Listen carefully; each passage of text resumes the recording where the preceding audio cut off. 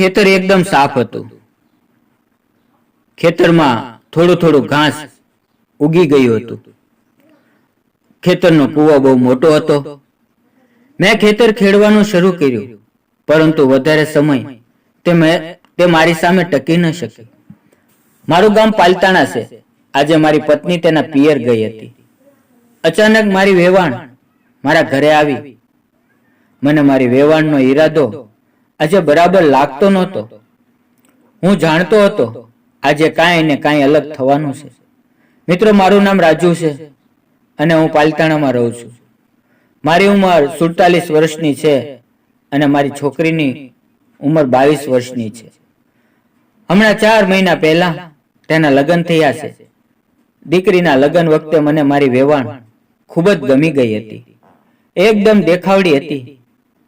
તેની ઉંમર લગભગ 41 વર્ષની આજુબાજુ હશે.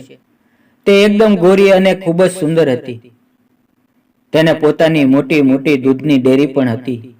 જો તમને સાચું કહું તો તેને જોઈને મારા દિલમાં એવો વિચાર આવ્યો કે ભગવાનની જો દયાથી આ મને મળી જાય તો જિંદગીની અંદર ખૂબ જ મજા આવી જાય. મેં એનું પણ ધ્યાન રાખ્યું. તે પણ મને ખૂબ જ ધ્યાનથી જોતી હતી. તેણે મારી દરેક વાત ધ્યાન દઈને સાંભળી. તેનું નામ રમીલા હતું. તે સરકારી શાળાની અંદર પ્રિન્સિપાલ હતી. તેણે પોતાનું શરીર ખૂબ જ સારી રીતે સંભાળીને રાખ્યું હતું. હું એક દીકરીનો બાપ હતો એટલે મેં મારા દિલને કાબૂમાં રાખ્યું. લગ્નનો પ્રસંગ શાંતિથી પતી ગયો. લગ્ન પછી પણ અમારી બંનેની મુલાકાત થતી રહેતી. તે દરેક મુલાકાત વખતે તે મારી સાથે વધારે ફ્રી થઈને આનંદ લેવાની કોશિશ કરતી. લગ્ન પછી અમારે બંનેને મળવાનું વધી ગયું. દર વખતે અમે એકબીજાને ટચ કરતા અને મજા આવવા લાગી. અને જ્યારે મારી તેની સાથે મુલાકાત થતી તે બસ મારી સામે અલગ અંદાજમાં જ આવીને ઊભી રહેતી. અમે બંને ફોન ઉપર પણ વાતો કરતા હતા.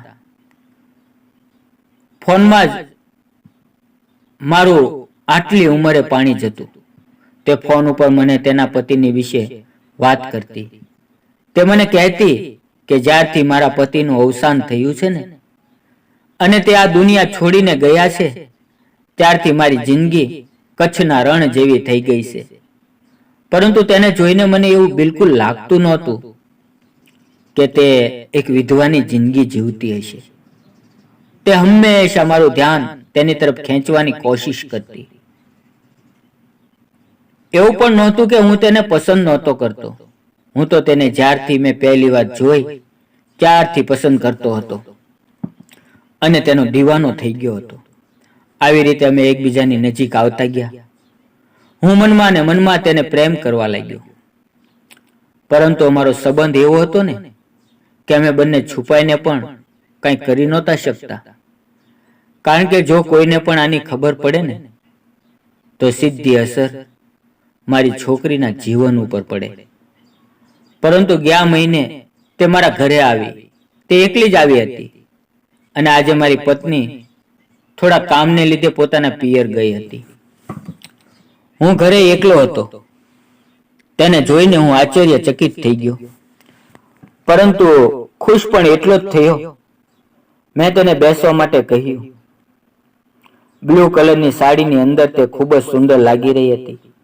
જ્યારે તે સોફા ઉપર બેઠીને તો અડધી સૂઈ ગઈ હોય ને એવી રીતે બેઠી હતી.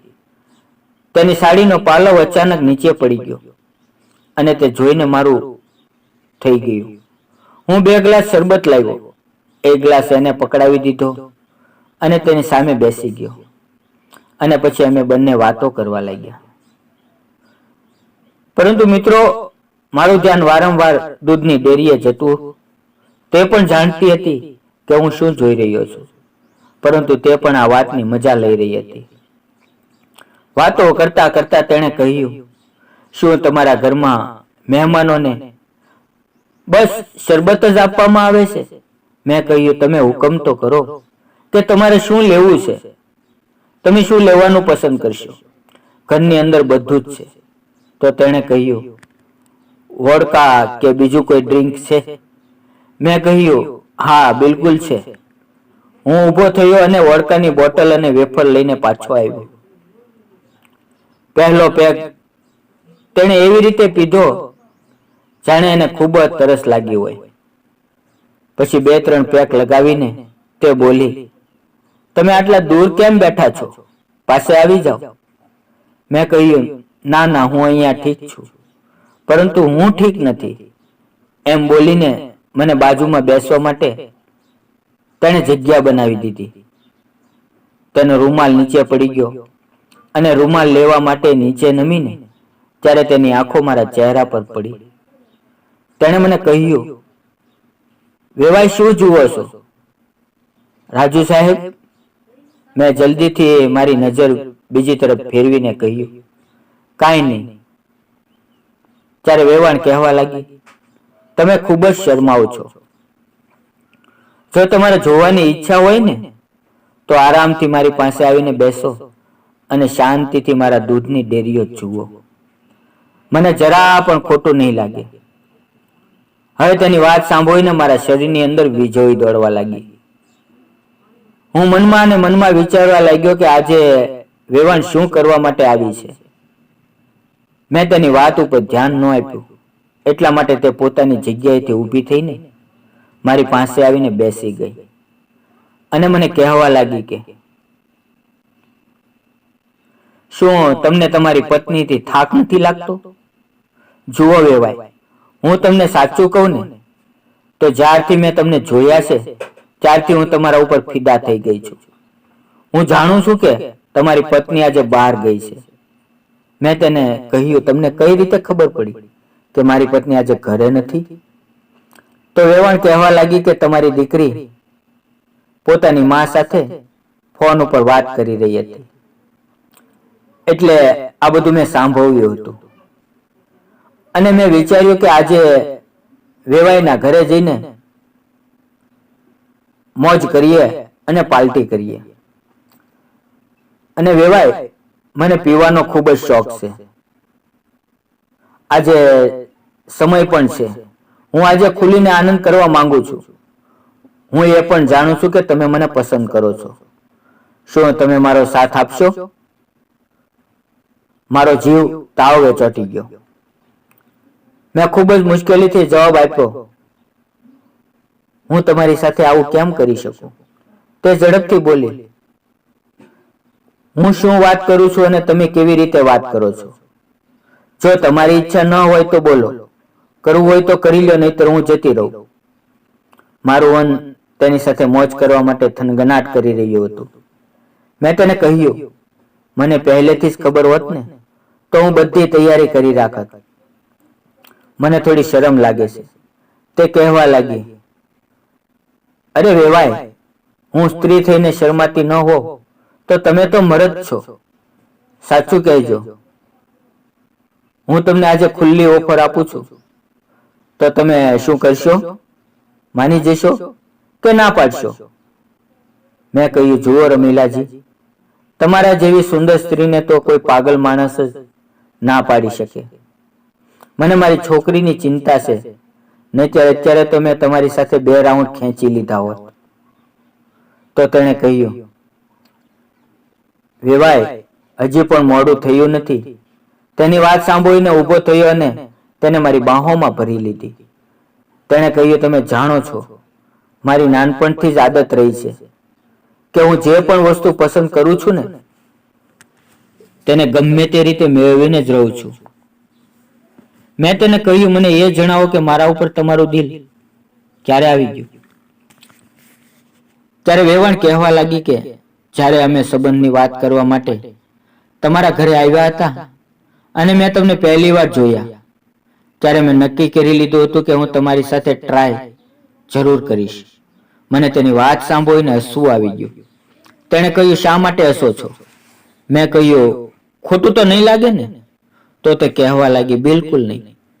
મેં તેને કહ્યું કે હું વિચારતો હતો કે પહેલી રાતે તમારા દીકરાએ મારી દીકરીને ખૂબ જ ખેંચી હશે. આજે મને મોકો મળ્યો છે કે હું એમની મમ્મીને ખેંચી નાખું. મારી વાત સાંભળીને તે ખૂબ જ હસવા લાગી અને બોલી, આ વાત તમે બરાબર મુદ્દાની કરી. જાણો છો તમે, મને સાફ સાફ બોલે એ ખૂબ જ મજા આવે છે. મેં પણ તેને કહ્યું, મને પણ તમે ખૂબ પસંદ છો. મારી વાત સાંભળીને તે ખુશ થઈ ગઈ અને તે મારો પૂરેપૂરો સાથ આપી રહી હતી.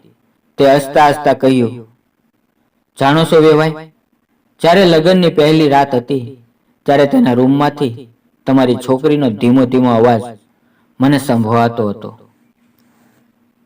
ત્યારે મેં એને કહ્યું, તો આજે હું તમારો અવાજ તેના સુધી પહોંચાડી દઈશ. આટલું કહીને હું તેને ખૂબ જ પ્રેમ કરવા લાગ્યો. મિત્રો, તેનું ખેતર એકદમ સાફ હતું. ખેતરમાં થોડુંક ઘાસ ઉગી ગયું હતું અને ખેતરનો કૂવો બહુ મોટો હતો. મેં ખેતર ખેડવાનું શરૂ કર્યું, પરંતુ વધારે સમયે તે મારી સામે ન ટકી શકી. 10 મિનિટમાં તો ખેતર ખેડાઈ ગયું અને કૂવામાંથી પાણી બહાર આવી ગયું અને અમે બંને હવે થાકી ગયા હતા. કામ કરીને થોડી વાર પછી કહેવા લાગી કે એક પેક ફરીવાર થઈ જાય. મેં મારું કામ પડતું મૂક્યું અને બંને માટે એક વોડકાનો પેક બનાવ્યો. થોડી વાર પછી અમે બંને નાહવા માટે જતા રહ્યા અને પછી હોલમાં બેસીને એક સરસ મજાનું અમિતાભ બચ્ચનનું ફિલ્મ જોવા લાગ્યા. થોડી વાર પછી તેણે કહ્યું કે હવે મળવાનો મોકો ક્યારે મળશે?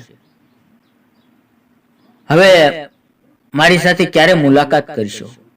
મેં કહ્યું, મારી પત્ની તો કાલે પાછી આવી જશે, એટલે હવે ઘરે મુલાકાત નહીં થઈ શકે. આપણે બંને બહાર હોટલમાં ભેગા થઈશું.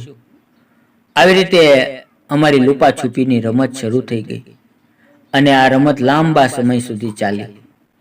તો ચાલો મિત્રો, વિડીયો પસંદ આવ્યો હોય તો વિડીયોને લાઈક કરો અને ચેનલને સબસ્ક્રાઇબ કરો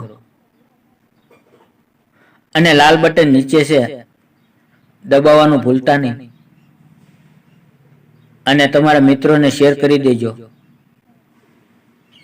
જો સ્ટોરી તમને આ ગમી હોય ને તો વાર્તામાં આવેલા નામ પાત્ર માત્ર કાલ્પનિક છે, એમનો કોઈ વાસ્તવિક જીવન સાથે સંબંધ નથી. આ વિડીયો ફક્ત ને ફક્ત મનોરંજન માટે બનાવેલો છે. ધન્યવાદ મિત્રો.